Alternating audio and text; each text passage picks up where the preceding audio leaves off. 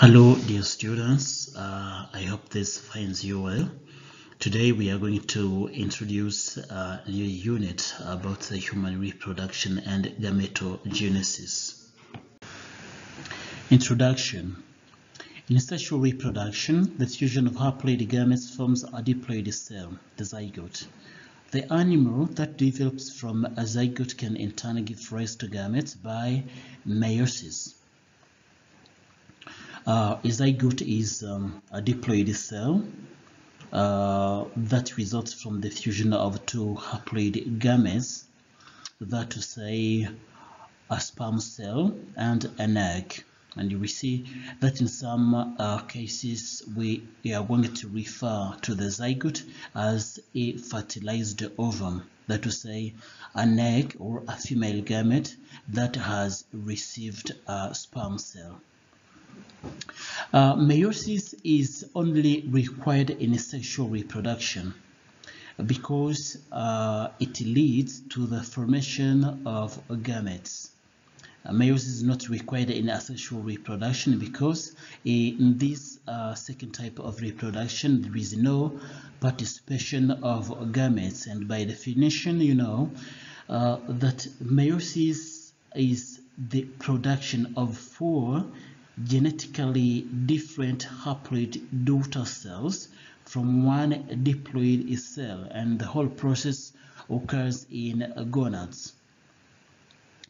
The asexual reproduction is going to require the mitosis or mitotic cell division for the formation of new living organisms, but this mitosis is also required in sexual reproduction. Why? Because after that a zygote is formed, it should divide by repeated mitosis in order to grow into a new organism. Mechanisms of asexual reproduction. There are so many forms of asexual reproduction, and here we are going to discuss some of them. Let us begin with fission.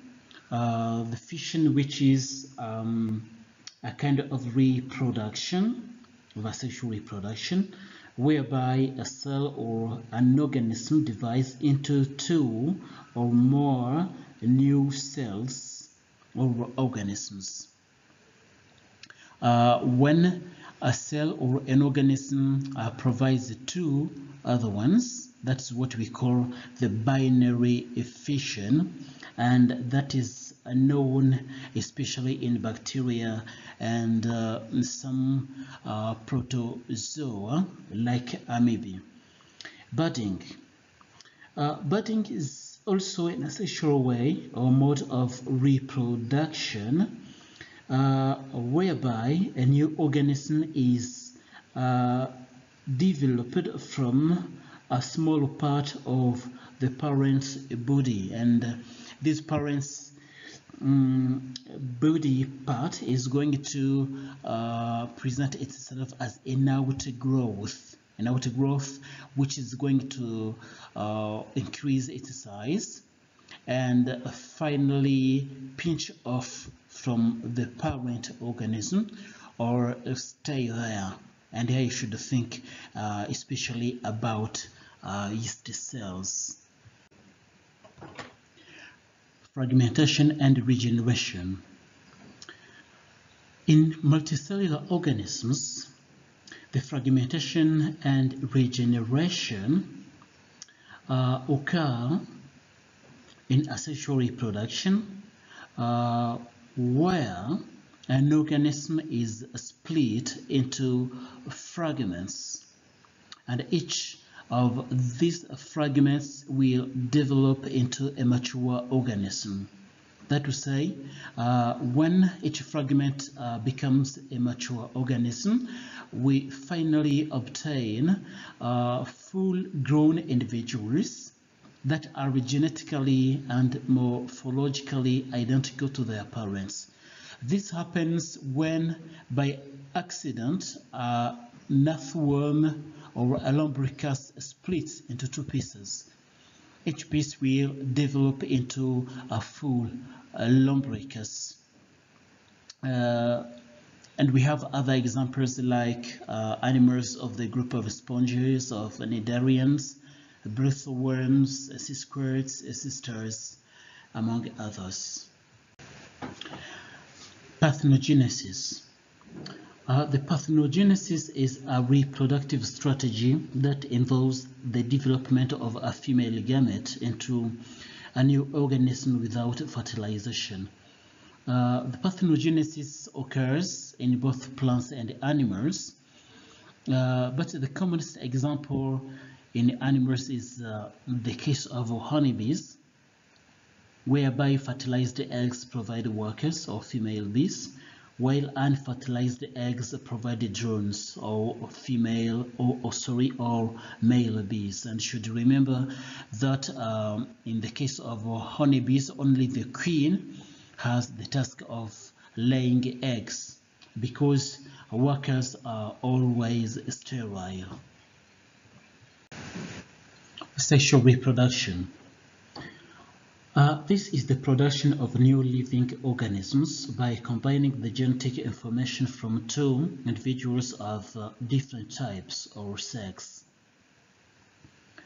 You should remember that the first combination of the genetic information occurs during a meiosis, in what we call the meiotic recombination, or commonly known as a crossing over.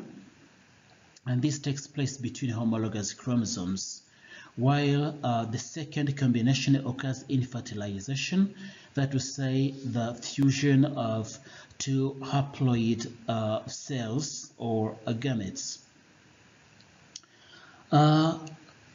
The sexual reproduction is very important because it leads to the formation of an offspring with different phenotypes and genotypes, meaning that they are able to resist or adapt or succeed where their parents cannot. By contrast, the asexual reproduction is important because it allows organisms to maintain or to sustain advantageous genes, and this is commonly known in plants, where plants are helped to reproduce asexually to give completely similar or identical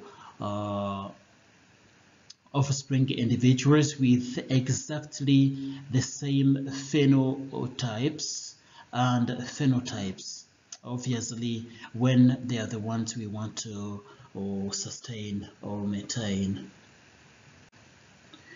Fertilization. This is an action or process involving the fusion of male and female gametes to form a zygote, and this also can be used to mean the application of fertilizer to soil or land. Now, in biology, we have two methods of fertilization. There is the internal fertilization and external fertilization. The internal fertilization is a union of an egg cell with a sperm during the sexual reproduction inside the female body. For this to happen, there is a need of a method for the male to introduce the sperm into the female's reproductive tract. In external fertilization, the male organism is going to release the sperm cells to fertilize the eggs outside the body of a female individual. So it is contrasted with internal fertilization, in which sperm cells are introduced inside the female organism to combine with or to fuse with an egg.